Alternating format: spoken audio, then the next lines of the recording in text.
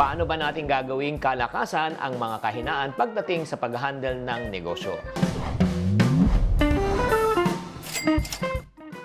Hi there, this is Chinkitan, your pambansang wealth coach. Sa araw na ito, pag-uusapan po natin kung paano natin gagawin yan.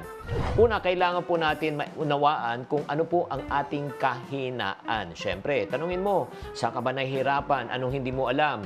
Tapos, ano pa yung mga bagay na hindi mo pa talaga nasusubukan?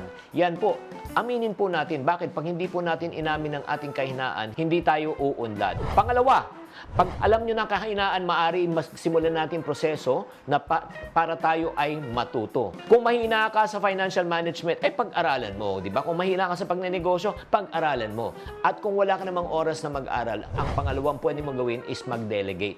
When you say mag-delegate, maghanap ka ng mga tao, mag-hire ka ng tao na magagaling pa sa iyo at marurunong pa sa iyo. So in other words, hindi mo na kailangan din pagdaanan at pag-aaralan. Pangatlo, mag-practice po. Kapag nahirapan po kayo, ay kailangan siyempre mag-practice po kailangan, di ba? Araw-arawin po natin. Bakit? Pag nag-practice po kayo, ay gagaling rin po kayo.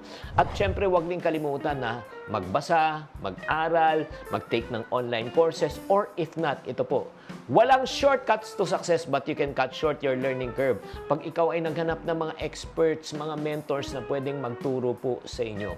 At isa pang tip po sa inyo, syempre, paligiran nyo ang sarili nyo, yung mga taong mas magagaling po sa inyo. Mag-hire kayo ng mga taong na mas magagaling pa sa iyo. Pag yan ang ginawa mo, check naman, syempre, mas mapapadali ang iyong pag-unlad at patuto sa iyong kahinaan. Alam nyo ba, ito na lang po ang huling kwento ko po sa inyo. Ang isa sa pinakamalaki at pinaka-successful sa e-commerce industry po ay walang iba kundi si Alibaba. Okay.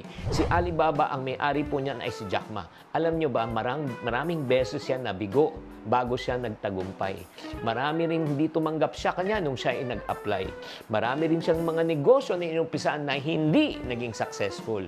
Pero sa bawat pagkakamali, kabiguan, rejection, siya po ay natututo at lalo pang tumitibay. Kaya mga kaiponaryo at mga kabudgetarian dyan, kung kayo ay napanghihinaan na ng loob sa pamagitan ng pag-aaral, pagpapractice, pagpupursigi, darating pa noon, ikaw ay uunlad din.